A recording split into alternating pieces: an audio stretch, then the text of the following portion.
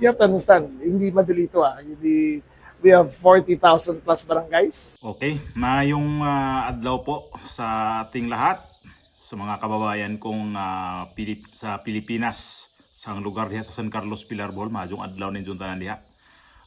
Happy weekend na po. Ngayon pala ay Biyernes, magwi-weekend na.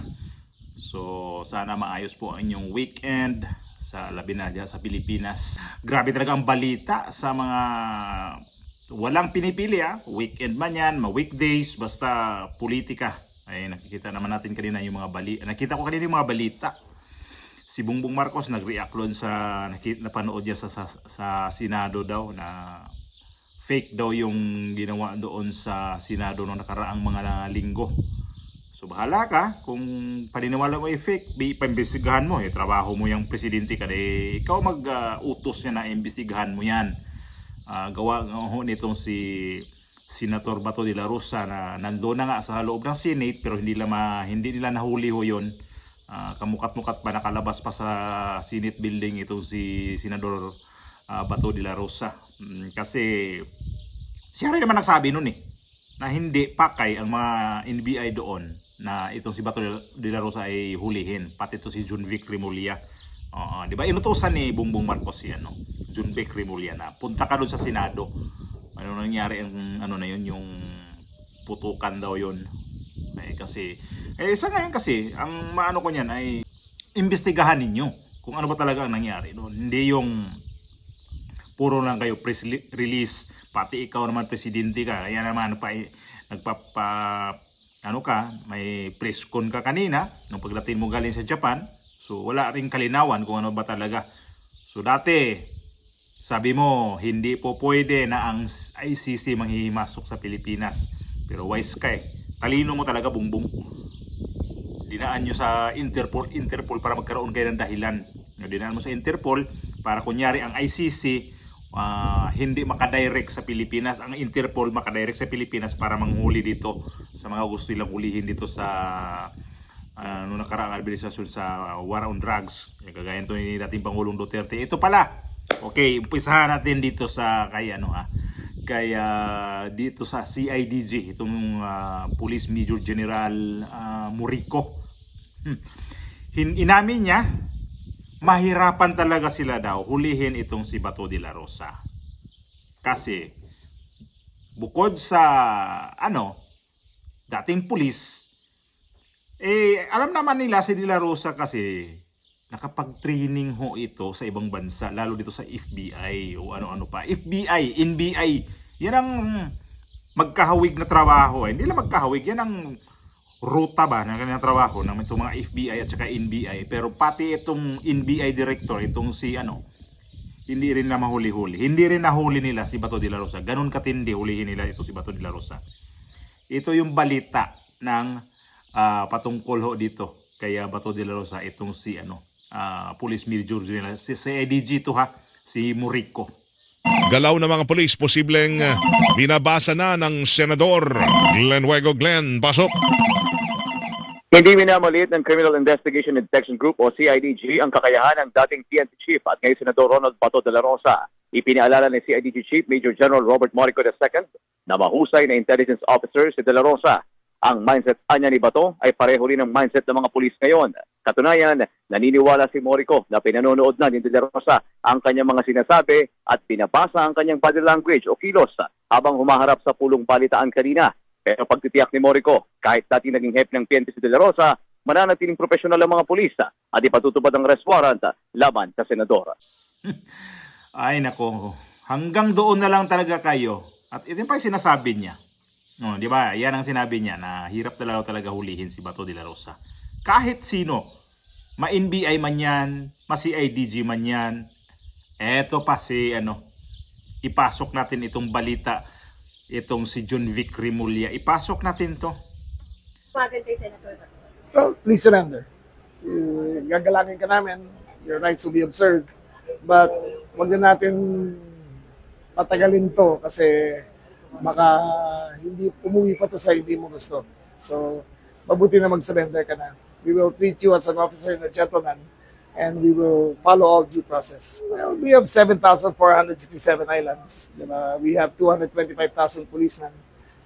We're disposing of all our resources para mahanap siya. But you have to understand, hindi madali ito. We have 40,000 plus barangays to search. Diba? Hindi madali yan. But there are always leads. But 9 out of 10, the leads naman are just leads. So wait, just be patient and we will update you kung ano nangyari. Ano? John Vic Remulla, ganun na lang. Ang sabi mo, ano? Ilang libo ang ilang libo ang mga barangays na halughugin ninyo, ilang libo ang pulis na maghalughug kay Bato de la Rosa. Pash. Tilan, Ginoo ko in undoy. Hindi mo nga nahuli itong mga dating wanted eh. Banggitin natin kung sino unang wanted na, mga kaunang wanted na hinuhuli nyo hanggang ngayon na hindi pa rin nyo nakikita. Bantag. Si Saldico nga eh. Kayo mismo ang nagsalita din na nahuli sa yun si Bongbong Marcos. Nahuli dito sa Europe sa Prague, Czech Republic. Wala din. Bluff lang yun. Si Bato de la Rosa, ano nangyari? Si Atong Ang. Sus, Ginoo ko. Tapos itong si Harry Roque na nandito sa Europe din. Hindi nyo makuha-kuha, hindi nyo madampot-dampot din. Kasi nga, mahina ang inyong intelligent kasi. Yung mga intelligent kasi ninyo, mahina eh. Kahit pa naman siguro, ang mga tao ngayon kasi, nakikita nila yung mga tao na yan, hindi nila nagsasalita. Hindi nagsasabi sa inyo. Yan ang problema sa gobyernong ito kasi nga daming galit sa gobyernong ito. Kaya kahit pa makita iyan sa Senator Bato de la Rosa, kung saan man siya nagpunta, kung saan man siya nakatira, hindi talaga sasabihin sa mga tao yan na nakakita sa kanya. Ewan ko. Kahit naman siguro ako anong pakinabang nitong gobyerno na ito ngayon, nandiyan si Bato de la Rosa, makikita ko lang dyan sabihin ko ba, si Senator Bato de la Rosa nandito, magsabi ba ako? Magkano ang patong ni Atong Ang na para lang makapagturo sa kanya, ilang milyon? 20 milyon? Si Bantag, magkano? Ilang milyon din si Bantag? Di ba? Hindi niyo makuha-kuha dahil itong mga to nandiyan lang, sus, di naman lumayo yung mga yan eh. Pwera na lang kay dito kay itong Saldico, pasensya na. Si Saldico, nandito talaga sa ibang bansa. Pero hindi niyo ma-deport. Hindi rin niyo na makuha ninyo sa Interpol dahil matindi ang mga dito mga yan. Pag puganting ka man lang, kagaya na ibang mga puganti dyan, nasabi niyo mga puganti sila, di wag na kayong gaya tayo Senator Bato de la Rosa. Sabi nga, di ba? Pinapanood na nga itong mga balita na to ni Senator Bato de la Rosa. Totoo yan. At matindi ang kanyang mga intelligent na nagre-report sa kanya. Saan napunta ang intelligent fund ng sa gobyerno? Ang laki-laki ng intelligent fund ng NBI, intelligent fund dito sa may mga Department of Justice, dito sa opisina ng presidente, bilyonis ho yan sa presidente ha. Wala ho kayong tamang lead talaga kung saan nagpunta itong mga to. Pinagtawanan na lang kayo. Ito kay Senator Bato de la Rosa ngayon, ito pinaka-latest talaga. Titingnan na lang natin kung sino yung nagtulong-tulong ho dyan ha. NBI, CIDG, bukod kay CIDG, yung PNP chief pang itong si Nartatis, umamin din, hirap sila. Hirap sila dito, pati si Matibag. Ito NBI nga. Hindi nila kaya si Bato de la Rosa. Yan lang talaga. Ngayon pa, ang dami, kung mapapansin ninyo sa mga social media, lalo sa Facebook, ang dami nagpo-post dyan nakatabi si Senator Bato de la Rosa. Pinatulan nga sa mainstream media yung nanood ng basketball, yung si Bato de la Rosa sa Amerika. Pinatulan ng mainstream media na ibalita nila na nandoon daw sa, sabi ko, pumatol ang media nito. Na yan mga yan, inaasar lang kayo ng gobyerno ng Pilipinas dito kay Senator Bato de la Rosa.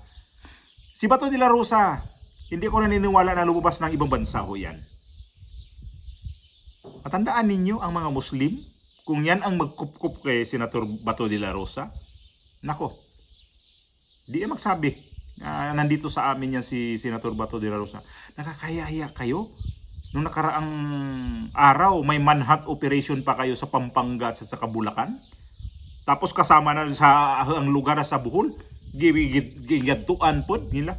So, hello, bakit pupunta si De La Rosa dyan sa Bohol, pupunta sa Pampanga at saka pupunta sa Bulacan? Na hindi niya alam yung pasikot-sikot yan. Mindanao, tubong Mindanao yan. Laking Mindanao yan. Pulis.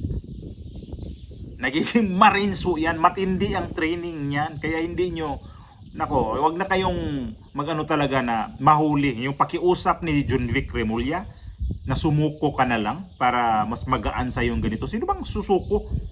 Ikaw nga, John Vic, palit kayong sitwasyon. Kaya Senator Bato de la Rosa na pasukuin mo para mapagaan ang kanyang pagdakip, hindi yung aabot, may halo pang banta eh. Binabantaan mo pa eh.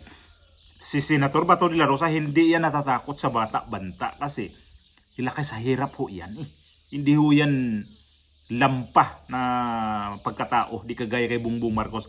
Pustahan tayo, pag si Bongbong Marcos magkaroon ng kaso to, tingnan natin kung anong mangyayari niyan. Lampa ho yan eh, wala naman ang utak. Magtago man siya sa ibang bansa, no, mabitbit pa din yan, wala ano yan. Malapit-lapit ka na, Bongbong Marcos. Ikaw na ang sa sunod na mga taon, di na magtagal, ikaw ang susunod na maibalita na wanted ka din. Ang kapal ng pagmumukha mo, dati sabi mo, hindi mo pahintulutan ang ICC na dakpin si dating Pangulong Duterte at saka si Bato de la Rosa. Pero ano nangyari? Ikaw mismo nung nagsalita kanina sa iyong na sinabi mo fugitive. Animal ka. Wala ka talagang isang salita, ang tao ka. Ako, sabi ko matalino si Bongbong Marcos matalino sa katarantaduhan.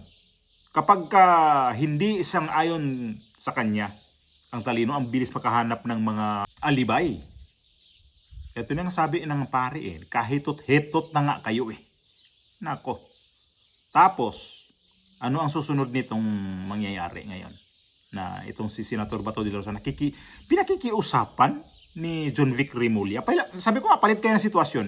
Ikaw yung magiging may warrant of arrest galing sa ICC. At si Senator Bato de la Rosa ang DILG Secretary.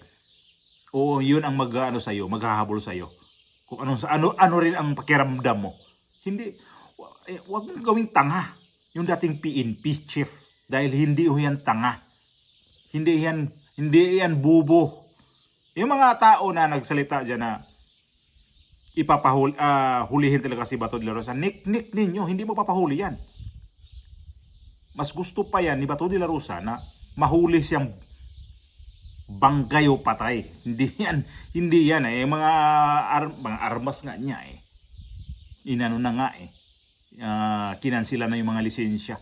Ganun kayo katakot kay Bato de la Rosa. Takot kayo na hindi nyo kaya talagang hulihin ito. Palagi ko may takot kayo kay Senator Bato de la Rosa Ganun. So, yun.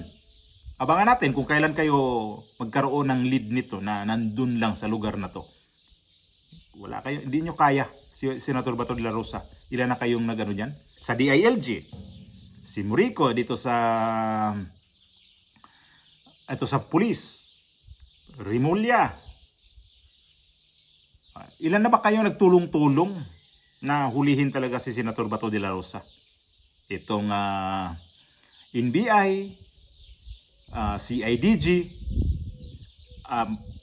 DILG, pati pa itong Department of Justice at saka itong Malacanang mismo. Imposible naman na wala talagang basbas ang Malacanang dyan. So, pag-igihin ninyo. Kasi ang laki-laki ng mga confidential fund ninyo. Tapos, wala palang sana punta yan. Kasi nga, tama yung sinasabi na napunta lang sa inyong bulsa.